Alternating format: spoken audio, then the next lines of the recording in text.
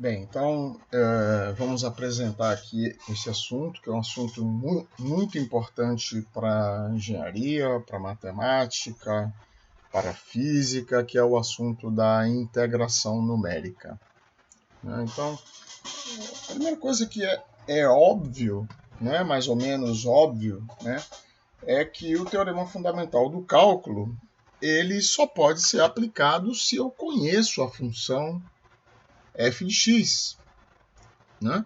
Se eu não conheço f de x, eu não tenho condições de conhecer a primitiva e, portanto, não tenho como determinar o valor da minha integral definida para resolver e determinar a área, o que seja, certo? Então, sempre que eu vou determinar o cálculo de áreas de figuras planas, o momento de inércia de figuras, centroide de áreas, comprimento de arcos e várias outras, né? Tem as mais conhecidas, as menos conhecidas, aplicações da integral definida, que são muitas realmente.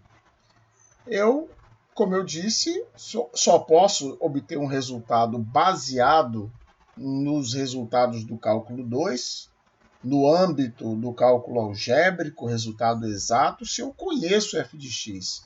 Se eu tenho peças de objetos que normalmente não obedecem a funções, porque eles foram idealizados pelas múltiplas capacidades da imaginação humana, tá certo?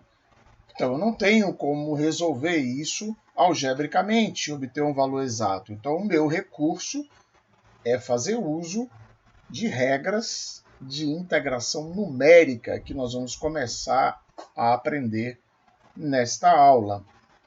Primeiro vamos ser apresentados para a gente entender algumas diferenças básicas e depois vamos começar a ver essas regras propriamente ditas. Então, primeiro, a gente tem aqui a forma geral da integração numérica. Eu desejo obter a integral de a até b de f de x dx, certo? Então, a forma geral dessa integral obtida numericamente, é claro, vamos nos acostumando, né, desde o início, a questão da existência de um erro, certo? Que à medida que a gente tem remédio para isso sempre, né? Nós podemos refinar e obter um erro muito, muito pequeno, virtualmente nulo até, né? Mas é o somatório de I igual a 0 até N de AI vezes F de XI, onde cada AI desse é um coeficiente constante, certo? Cada AI desse é um coeficiente constante, tá? Então, o resultado desse somatório é A0 vezes f de x0 mais A1 vezes f de x1 até AN vezes f de xn. Então, enquanto cada AI é um coeficiente constante nesta fórmula, eu vou avaliar várias vezes f de x0. Então, observe que eu não preciso dar a mínima para a primitiva dessa função. Não preciso conhecer a primitiva. E é por isso, um dos motivos que a gente troca a integral determinada analiticamente por uma integral numérica. No final das contas, a integral definida, o que nos interessa no final, o que vai sair no final, é um resultado numérico. Eu não preciso ficar descobrindo quem é a primitiva, certo? A não ser que esse fosse um trabalho muito simples de ser feito. Tá? Então, nós temos duas formas de determinar um valor aproximado para essa integral, né? Nas fórmulas de Newton-Cotes, eu vou dividir o intervalo AB em N espaçamentos, onde esses espaçamentos são iguais, certo? Ou seja, cada um desses espaçamentos, que eu vou chamar de H, vai ser igual, claro, a B menos A dividido por N, certo? Então, eu vou dividir o intervalo AB em N espaçamentos, em consequência, eu vou ter que avaliar f de x N mais uma vezes né? Se eu tenho n espaçamentos, eu tenho n mais 1 pontos, certo?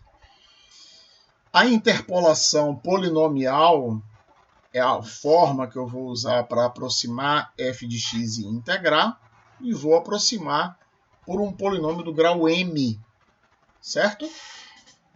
Então, em função do grau desse polinômio obtido, eu tenho regras diferentes. Tenho 3 opções mais comuns de regras de derivação. Eu posso inventar quantas eu quiser, né? Mas as mais conhecidas são: se eu aproximo pelo grau 1, eu tenho a regra trapezoidal. Se eu aproximo pelo grau 2, eu tenho a regra de Simpson 1/3, ou primeira regra de Simpson.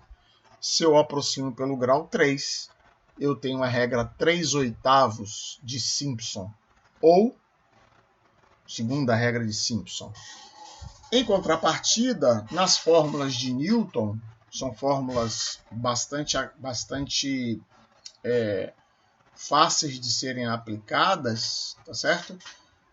Mas em contrapartida, tem uma tendência a fazer um uso de um número muito grande de pontos, tá? Então, para que isso não aconteça, eu posso fazer uso das quadraturas, que são regras menos amigáveis. As fórmulas de Newton, por usar um espaçamento constante, é uma forma bastante amigável de eu determinar essa integral numericamente, mas eu vou agora na quadratura, que é uma segunda opção, certo? Eu vou ter um espaçamento variável, em contrapartida com poucos pontos. Então, por que eu vou trocar a fórmula de Newton pela quadratura se ela é menos amigável? Porque eu estou pretendendo ganhar precisão. Então, apesar de eu usar poucos pontos, eu tenho uma precisão muito maior. Então, para a gente ter uma ideia, dado o número de pontos n, o resultado será exato até o grau 2n menos 1 polinomial. Então, por exemplo, se aquela curva obedece mais ou menos à forma de um polinômio do grau 5, basta que eu use 3 pontos para obter o resultado exato. Lembrando que esse resultado exato é para polinômios, certo? Então, quanto mais aquela curva que eu usei se assemelha a um polinômio ou é igual, eventualmente, ao grau n de um polinômio, então o resultado será exato até o grau 2n menos 1. Se eu uso, por exemplo, 5 pontos apenas, que é um número baixo de pontos, eu vou ter um resultado exato até o grau 9, tá certo? Então é uma forma bem interessante de obter resultados. São as quadraturas que nós vamos também aprender aqui.